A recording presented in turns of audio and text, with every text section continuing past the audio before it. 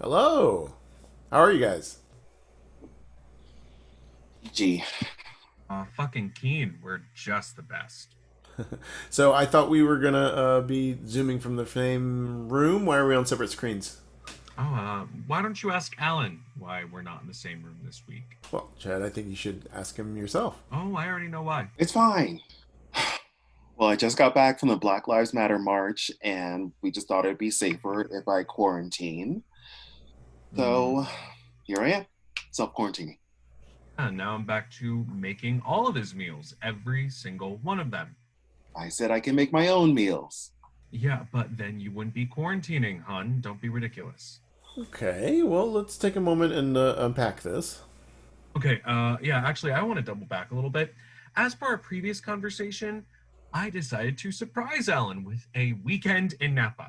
Our friends have a cute vacation home there. It's sanitized, it's COVID free. It is perfect. Then Alan decides he wants to go and march instead. I needed to go. It's important to go. This is a movement of equality.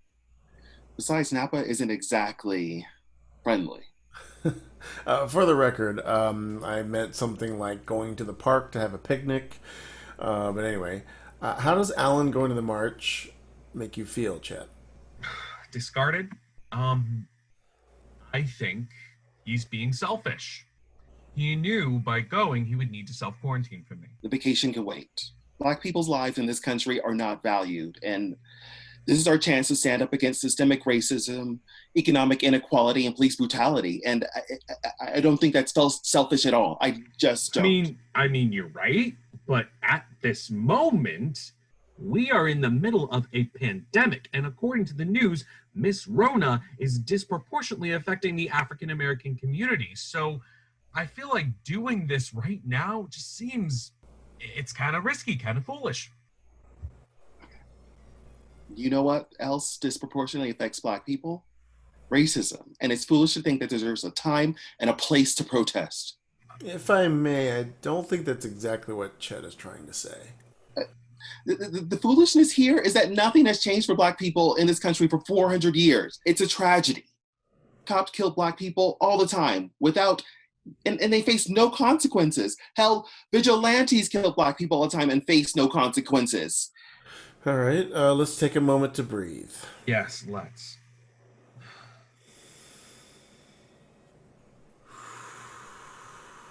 Chet, you never asked me why I didn't want to go to Napa. And did you ever notice the looks that I would get? Oh, honey, of course I notice.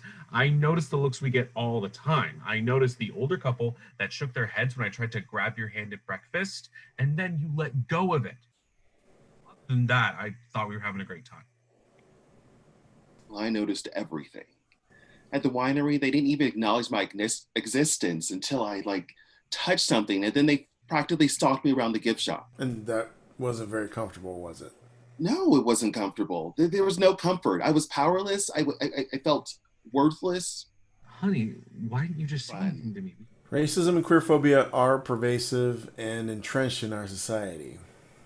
But what made you feel like you couldn't share your feelings with Chet? it's exhausting. It that place is a neo-Nazi stronghold. I grew up close to there. My parents didn't even let me go there because it wasn't safe. And I didn't want to burden him with my experiences. Okay, honey, that sounds a little intense. It's not really a stronghold. Well, I'd beg to differ. What do you mean? I mean, I didn't grow up in Napa, but I've been there, and it's no cakewalk. I wouldn't be surprised if there's neo-Nazi and KKK presence there.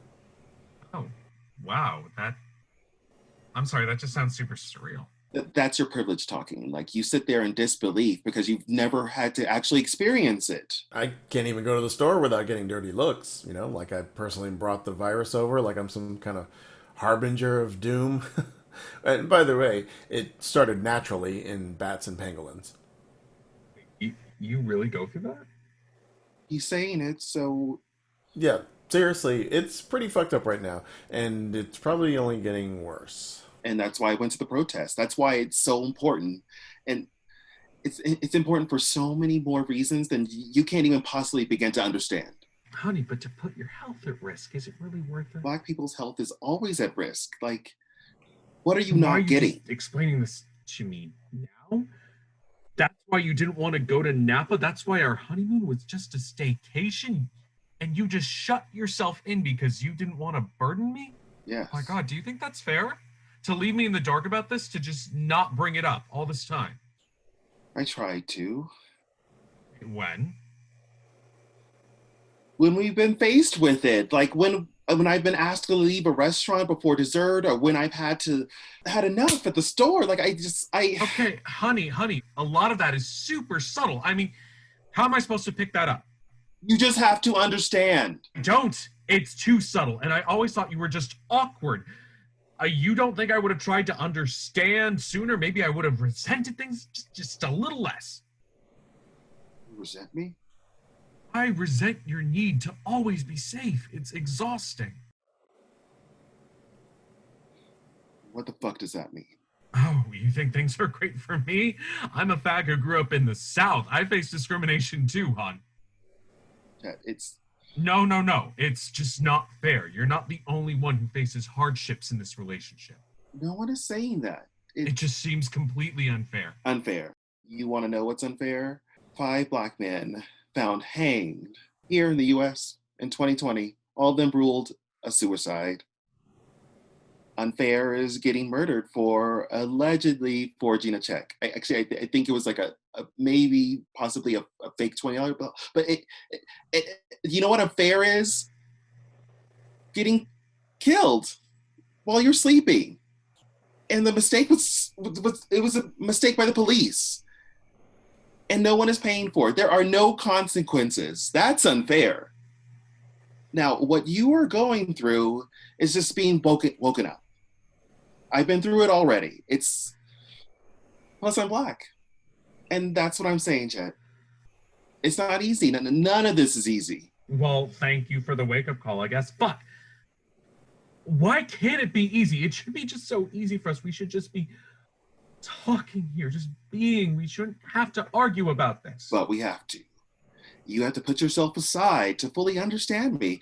And if we're going to make it out of this, you have to do that. Okay, but the bottom line is, at the end of the day, you put both of us at serious risk. And that's why I'm quarantining myself. Black lives matter, of course they do, but so does your individual life. I do not want you getting sick. If I get sick, it's worth it for the movement. The movement is important, and so is your health. Alan, I think this is a very mature thing you're doing by quarantining, and it puts Chet first, which is kind. Yeah, I guess it does. Yes. I mean, I guess it's kind of you to keep away from me for now. To keep me safe. And I'll get a test in a couple of weeks. We'll go together. Perfect. But, honey, can you promise me something? Just please do not. Just please don't do something so risky again. We can put a sign in the window to show our support. That's fine. But please, I don't want you going to the protest, okay? If I need to go, I will. Hold on, just guys. I need to stop us right now. What?